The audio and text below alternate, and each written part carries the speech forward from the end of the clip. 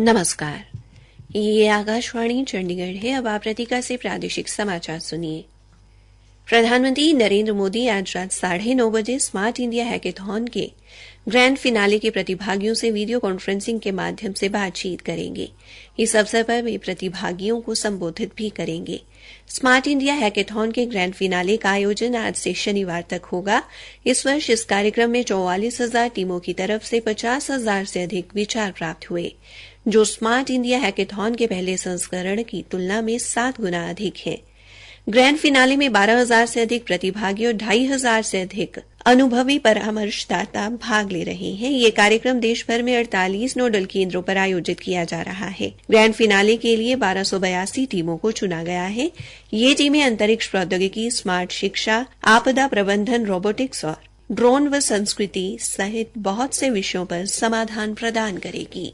केंद्र सरकार ने कोविड-19 के मामलों में वृद्धि और देश में इसके नए वेरिएंट का एक मामला सामने आने के मद्देनजर राज्यों व केंद्र शासित प्रदेशों को लगातार इस पर नजर बनाए रखने को कहा है। केंद्रीय स्वास्थ्य सचिव सुधांशु पंत ने राज्यों को लिखे एक पत्र में कहा कि केंद्र और राज्य सरकारों के बीच लगातार सहयोग से देश कोविड-19 के मामलों को नियंत्रित करने में सक्षम रहा। उन्होंने कहा कि हाल ही में केरल जैसे कुछ राज्यों में कोविड-19 के मामलों में मामूली वृद्धि दर्ज की गई है और कोविड-19 के नए स्वरूप JN1 का मामला भी केरल में सामने आया है।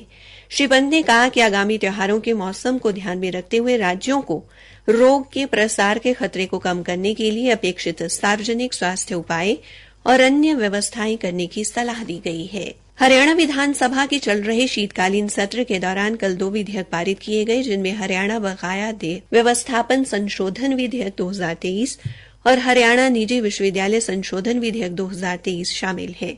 हरियाणा बकाया देय व्यवस्थापन अधिनियम में संशोधन का उद्देश्य कर व जुर्माने सहित बकाया राशि के भुगतान में तेजी लाना है। सरकारी प्रवक्ता ने बताया कि कई स्तरों पर विवादित मांगों व बकाया देनदारों की कमजोर वित्तीय स्थिति के कारण कर एवं जुर्माना वसूल कर पाना कठिन है। अब इस संशोधन के बाद एकमुश्त भुगतान योजना लाकर ये वसूली की जा सकेगी।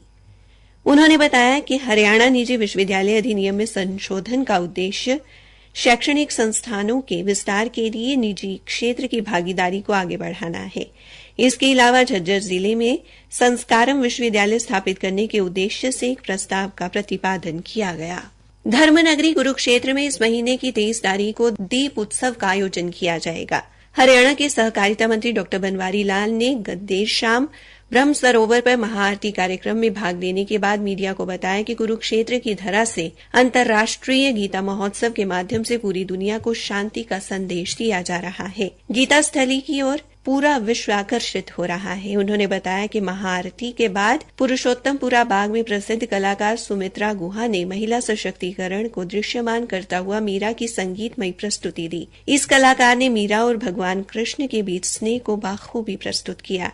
इस अवसर पर सहकारिता मंत्री द्वारा कलाकार सुमित्रा गुहा और बीना मेहता को स्मृति चिन्ह देकर सम्मानित किया गया। हरियाणा विद्यालय शिक्षा बोर्ड ने 2 व 3 दिसंबर को ली गई हरियाणा अध्यापक पात्रता परीक्षा स्तर 1, 2 व 3 का परीक्षा परिणाम घोषित कर दिया है। कल शाम से ये परिणाम बोर्ड की वेबसाइट पर उपलब्ध है। बोर्ड के अध्यक्ष डॉ VP यादव ने बताया कि 13.52% अभ्यर्थियों ने ये परीक्षा पास की है। उन्होंने बताया कि प्रथम स्तर में PRT के कुल 21.74%, द्वितीय स्तर में TGT के 12.93%, तृतीय स्तर में PGT के 8.89% अभ्यर्थी उत्तीर्ण हुए। केंद्र सरकार ने चावल उद्योग संघों को तत्काल प्रभाव से खुदरा कीमतों में कमी सुनिश्चित करने के निर्देश दिए हैं। थोक एवं खुदरा विक्रेताओं द्वारा लिए जा रहे मार्जिन में तेजी से हो रही वृद्धि की खबरों के बीच ये निर्देश जारी किए गए हैं।